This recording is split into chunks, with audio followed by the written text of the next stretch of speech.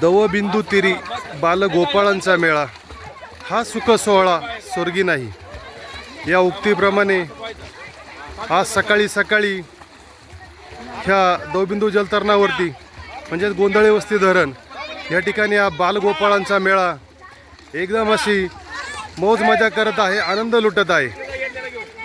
पोहण्यामध्ये एकदम सराईत झालेले काही बालगोपाळ ह्या ठिकाणी आपल्याला दिसून येतात।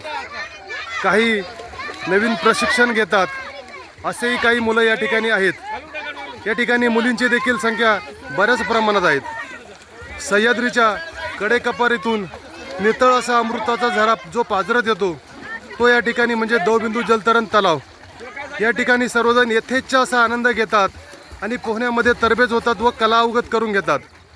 या ठिकाणी ही कला अवगत करून घेणं मी प्रत्येक वेळी सांगतो की गरजेचं आहे।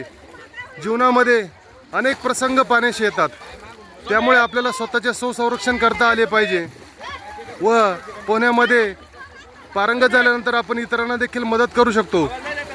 कुणावरती कसलाही पाण्याचा वेळ प्रसंग आला त्यावेळी मात्र आपण त्याला मदत नक्की करू शकतो। त्यामुळे सर्वांनी या ठिकाणी पोहायला या व पोहण्याचा आनंद घ्या, पोहण्याची कला मात्र अवगत करून घ्या।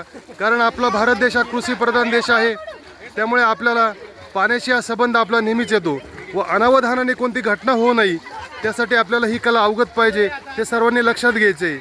आणि ही कला शिकल्यानंतर ही आयुष्यभर कुणी विसरत नाही, त्याच्यामुळे सर्वांनी लक्षात घ्या।